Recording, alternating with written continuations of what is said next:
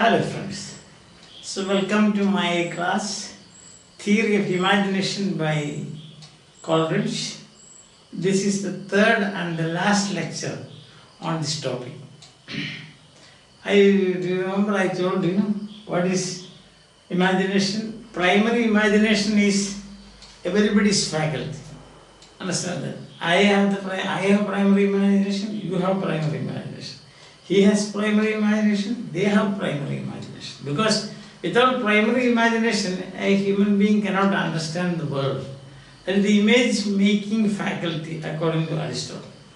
When we come to the second one, that is we call poetic faculty. The first one is everybody's faculty.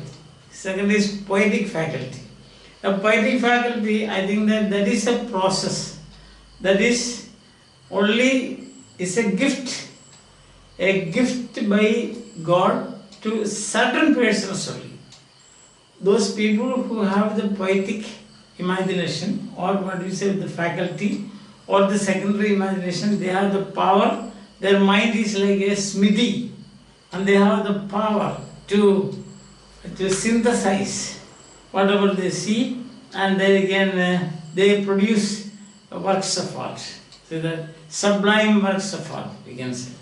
Now, last class when I said the cloth and churidar, somebody has misunderstood that churidar is not the secondary imagination. The process of reaching the churidar is the secondary imagination. Also, another example I gave was potter and clay. So, clay is not secondary, the potter is not, or the pots, then potter is not the secondary imagination, but the process. Clay is the material, and then the process. Through a process you arrive at the product. So that process is poetic imagination. We have seen Raida on the inarticulate, smithy of the soul, we have seen, isn't it? So you see something loftier. We saw apology for a defense of poesy by that Sydney. We have seen apology, yes, defense. Apology means defense. That is, nature gives something brazen, but art gives something golden. So these things we have already seen. Transformation. So the Midas touch, you can say. The Midas touch. That Midas touch is what we can call the poetic process, or you can say that synthesizing, or you can say that making something golden, or you can say order out of chaos, or you can say smithy, in the smithy it is redone. Understand? So that is quality, that is poetic faculty. Homer has it, Shakespeare has it, and lots of others. James Joyce has it, T.S. Eliot has it. Not everybody, everyone, but this is meant for, reserved for some people. Alright. Okay, now we come to the third part of it, that is this fancy. What is fancy? Fancy is nothing but memory, to be frank. As you can see, his own words you can see. Fancy has no other counters to play with. No other counters to play with means nothing else to play with. Except, but fixities and definities. What is fixed? Means things are already fixed. Example, when a poet wants to use a simile, it is there. Metaphor, it is there. Alliteration, it is there. You got the point. So that's all fixed. It's a fixity. You don't create anything. Nothing is created there. Right? Now image making is taking place. Now image shaping is taking place. Now power of visualization is taking place. But what you find is these things, prosodic features of literature, you can see these are found there in the memory of the poets. Or what you have to do is you have to collect it and recollect it and choose it. The choosing and assembling, this is fancy. Not creativity. There's no creativity, no synthesizing. So that is the thing. Fancy has no other counters to play with but fixities and definities. Means already fixed, simile fixed, metonymy fixed, synecdoche fixed, then metaphor fixed. The fancy is indeed no other than a memory. So that is in the memory of the poet. Emancipated from the order of time and space. That is, something is emancipated. Emancipated means liberated from the order of time and space, means something is taken out from your memory. These things are already stored in your memory, and that is you taking it out. Emancipate, liberate it from this there inside, but you liberate it from your memory, sorry, your space and time, and blended with and modified by that empirical phenomenon of the will. Empirical phenomenon of the will means practical experience. Empirical means experience. Experience of the will. What is that experience of the will? And here it is very clear, which we express by the word choice. So, imagine like this, you have a basket full of fruits. You take one by one. So you are not making that fruit. You don't create that fruit. There is no process like that. You take one by one because it is already fixed. Fixities and affinities. You can choose. Suppose there are apples, oranges, grapes, then what other things like bananas. See? So it's up to you to choose one. I see, that depends on you. That is your empirical, that is your experience. No? That experience will tell you. Phenomena which we express by our choice. But equally with the ordinary memory, it must receive all its materials ready-made from the law of association. So the whole thing is ready-made there. And law of association, that means connections. Law of association means where should you cannot use a simile, there you can use a metaphor. You cannot use a metaphor where you must use metonymy. You cannot use synecdoche where you have to use oxymoron. So like that. It depends on your experience and your memory. So what differs? What is the difference between imagination and fancy? In imagination, there is image making and image processing. But here what happens? Nothing. Everything is fixed. As I told you, imagine a basket full of fruits. You have got variety of fruits. So which one you should take today after lunch? That depends on you. Your choice. It is already fixed there. Or you want to say, which one should I take after supper? That depends on you. See that? You want a guava or you want a papaya? You want like that. Understand? Yes. So, but on the other hand, what happens in imagination is it will be like a mixed fruit jam. See that? Other one is like a fancy, like taking one by one and putting in a basket. There is no synthesizing, no processing takes place. But on the other hand, when you have got many fruits, and then you make a mixed fruit jam, then the thing changes. That's the thing. Something is created. Something new is created. That is not what is happening as far as fancy is concerned. I hope it is clear now that the three terms. One, primary imagination, everybody has it. So that is image making power. You understand the world. Secondly, the faculty of the mind with which you understand the world. Second is poetic faculty or secondary imagination. It is a process. A process, it is synthesizing takes place. There is a chemical, if you want to put it like that, So it's a kind of, what do you say? See, it is in fancy, what happens is there is only assembling. You can. It's very inferior when you compare to this. Assembling of images, assembling of metaphors, assembling of similes, you play with fixities and affinities as you have said. Understand? So in this case what happens is, you have got, otherwise you have it's a mechanical ability of the poet to use figures. Mechanical ability of the poet to use figures. Embellishment we say. Embellishment. Horace says the dulce aspect of literature. Longinus says the figures of speech and figures of language. So using figures of speech and figures of language. Understand? There is, whatever fancy gets materials ready-made. Like a basket full of fruits. No synthesizing takes place.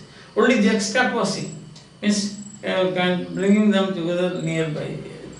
like that. Understand that? So one is mechanical mixtures, you can say. Salt and sugar. Not salt and sugar, but salt and sand. It's a mechanical mixture. The identity is kept. But on the other hand, this chemical mixtures, sodium and chlorine, becomes sodium chloride, anything it is made. Or you can say like this, as I have already told you about that example of mixed fruit jam and understand. Now Coleridge himself, he quotes from Venus and Adonis about, and the first quote is an example for fancy. See that the first quote is an example for fancy. As we can see, I will write it on the board. Those interested in industry can also take that down here. So that full gently, he says.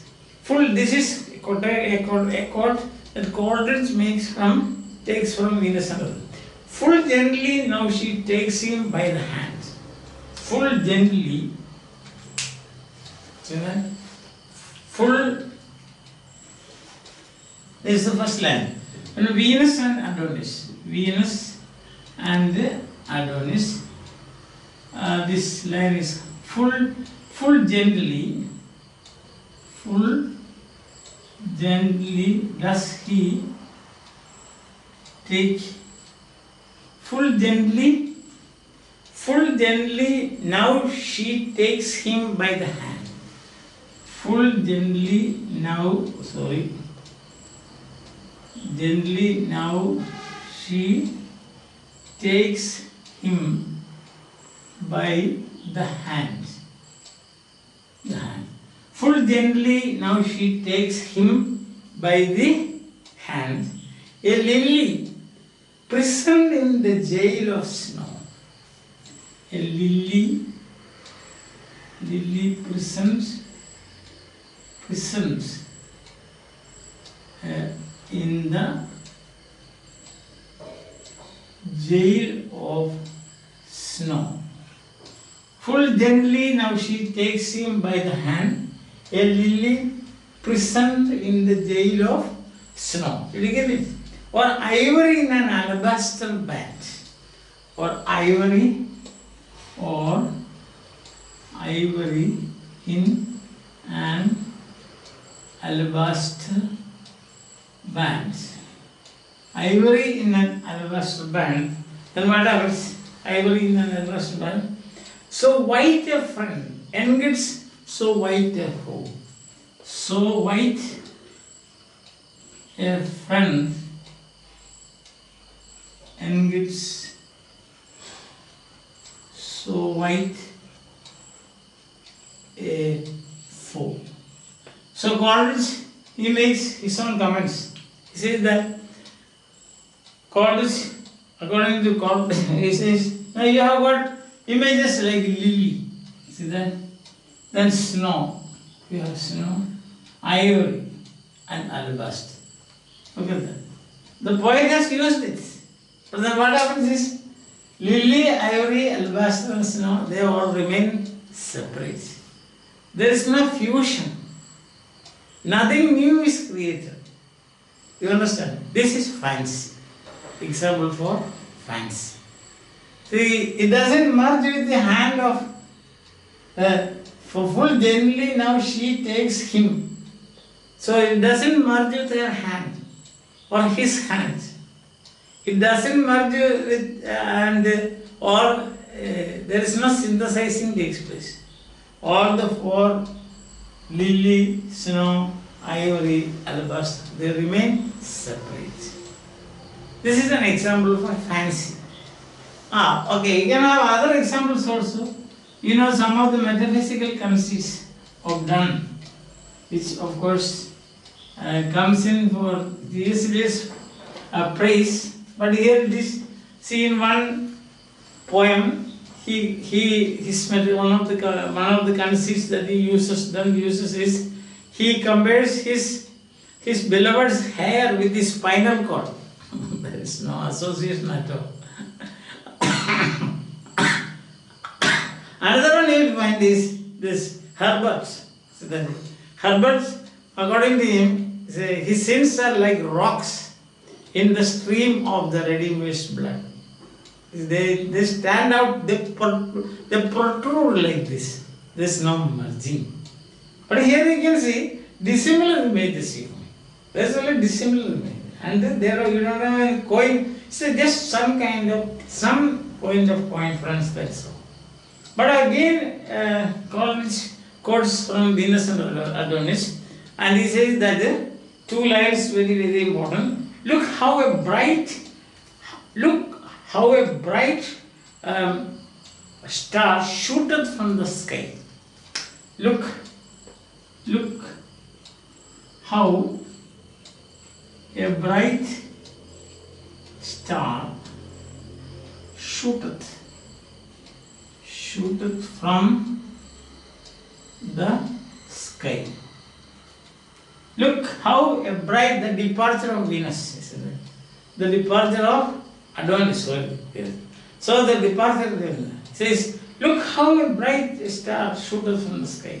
So glides he in the night from Venus' eye. So glides he in the night from Venus' eyes. Look at that. Or again from other. Now here what happens, you can see that the synthesizing takes place. So how many images are suggested before you? How bright a star, look how a bright star shooteth from the sky. That is the beauty of Adonis. Isn't it? The beauty of Adonis. Adonis is like a star. And his rapidity of the flight is the falling of the star. Then helplessness of the flight, running away, like the falling of the star. You cannot stop the falling of the star. So you cannot stop the departure of Venus from Adonis from Venus. So look how a bright star shooteth from the sky.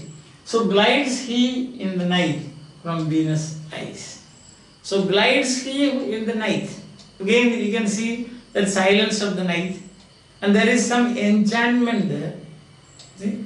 Then there is some longing. The gazer is longing or yearning for something. But she is helpless. He lives, he has to. Like the morning follows the night. Nobody can stop it. The morning follows the night. So also Adonis goes away from here. And that is the images that come, the images that is presented with that, all those images presented before you can see. Beauty of Adonis is suggested, night time is suggested, the helplessness of both the lovers is suggested. He has to go, and how with what great speed he goes, like the falling of the star. Like the falling of the star, you cannot stop it. See that? So that a situation of love and enchantment is created. Not like the other one, lily, snow, alabaster, and lily, snow, alabaster, and ivory. But there what happens? All the four remains separated. But here it is no, there is merging. You understand that? Yes. So this is an example for imagination. That is secondary imagination. The first one is an example for fancy. Fancy is only assembly. Fancy is only choosing an assembly. Fancy makes use of ready-made stuff. Fancy just embellishes. Fancy doesn't synthesize. Fancy is not like it's like a mechanical mixture. Fancy is not like a chemical mixture. So here you have got another quote from Shakespeare again. The Merchant of Venice yesterday also did this. How sweet the moonlight sleeps upon this bank. How sweet. How sweet the moonlight sleeps upon this bank. This is again another piece of grandeur, imagination. Look at that. This is the imagination. So what you find here is How sweet, the moonlight is sweet. Sweet, sleep and moonlight. That relationship we can see. Sleep and moonlight. Sleep and silence we can see. Sleep and silence. See that? Sleep and moonlight, sleep and silence, then tranquility. A sense of tranquility, unconsciousness. The prone position of the speaker. Understand? The prone position. And then we have got the trance-like situation. The enchanted state. So how many suggestions there? The trance-like situation, the enchanted state, the tranquility, the silence, beauty of the night. See that? Then moonlight, enchantment. This is a piece of great imagination. Understand? Now this is not fancy, this is imagination. Example for imagination. So I hope you have understood. And I have made all the 3 terms clear to you. So once again, my dear friends, so you remember I told you in the beginning when we began this lecture, I said, in simple English we can say like this, in simple language we can put it like this: poetic, that is primary imagination is reception. Then secondary imagination is production, process of production, and fancy is assembly. So assembling from memory. Some coincidence, accidental coincidence is there. So with that you kind of embellishment, we can say. Figures of speech and figures of language. That's one thing I should say. So I think it's clear to you. So once again, primary imagination everybody has. Secondary imagination only poets have. And fancy poets make ornaments. So it's ornamental. And it's ornament to the prose. After all, finally what is, as Aristotle has said, finally what is the teleos or the end of art is emotional delight. Emotional delight. So that emotional delight, in what way we can create? It can be by embellishment, fancy. Very often we will think of fancy, we say, oh, this is a fancy shirt, they will say. A fancy shirt. So that means it's not not much of value. This is a fancy which I bought from Chennai. When I visited Delhi, I bought this as a fancy. So that way also you can say fancy is not a very important thing, not a valuable thing. It's a what we say silly thing. So of the 3 faculties of the mind, like primary imagination, secondary imagination, and fancy. Fancy is inferior because what happens, there is nothing but this assembling. Okay. Now one last question about this: why? Why did Coleridge make this distinction? First reason is that in Locke and Hartley, you have heard of Locke and John Locke and Hartley. They said that mind is a tabula rasa. Tabula rasa. That means an empty slate. Mind is not active. Mind cannot be in an active mood. Active mode, not mood, but mode. But against this, Coleridge says mind is active. Primary, secondary imagination, so mind is active. So those people, Hartley and John Locke said that it is tabula rasa, it is passive. What can I know? That is a cry given out by John Locke. You remember that, no? But against this, Coleridge says the mind is active, it is not a passive. Understand? And then secondly, it's a reaction against the 18th century mechanical materialism, so to say. You can say against the mechanical materialism of the 18th century. It's a reaction against. It's a reaction against the mechanical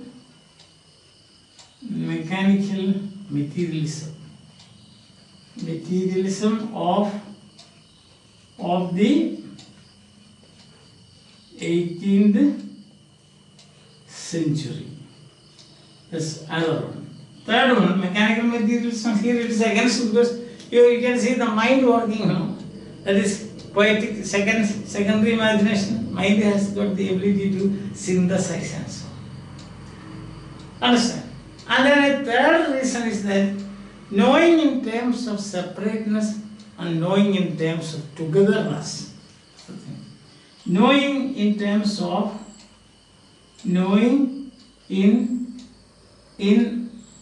separateness.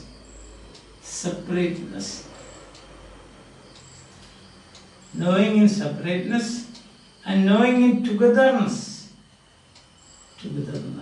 So, separateness is mechanical, but togetherness is this one. Understand?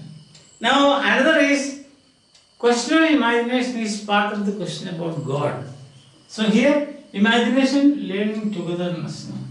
Now, this part of the question about God. But God, that is, God and religion means relegare means tying together. That's an opposite of that is delegare, delegate. What happens to delegation? You hand over this to somebody else. But relegate means, relegare means, religion means putting things together. Assemblastic power of imagination is that, putting things together. So togetherness, learning things together. This secondary imagination especially, not separate. Understand? You don't say apartness or separateness. Separateness, or you can say apartness. Learning apartness is science. Learning science studies parts. But art is not like that. So that is, he wants to protect it. And lastly, that is, he was the first time he de-synonymizing. His attempt was to de-synonymize fancy and imagination. That is the fifth reason. De-synonymizing fancy and imagination. I think it is clear to you. That's the reason why he took up this question of, Coleridge took up the question of imagination. One, tabula rasa. Locke and Harley said that mind is a plain, passive slate. Mind cannot know anything. But here he says, no, mind is very active. Reaction against mechanical materialism of 18th century. Means, no imagination, only materialism. So it's against that. See, like that Wordsworth, the world is too much with us, getting and spending. We have no time to stand and stare and all this. So that's also against the mechanical materialism of the 18th century. Imagination is something, not learning things separately, apartness. So knowing, learning things in apartness and togetherness. So the difference between scientific knowledge and the art imagination. To point that out, to project that point.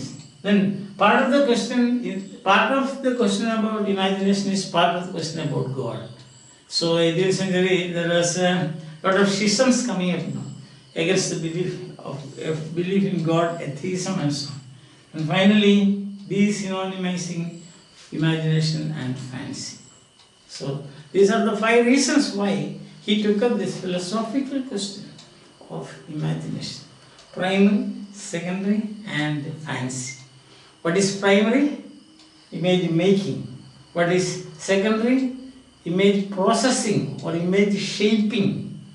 And third, fancy, assembling from memory, choosing from memory and assembling. It's clear to you? Okay? You are satisfied with my lectures? So this is the concluding lecture on theory of imagination. Thank you for listening. Have a nice time. Enjoy your day.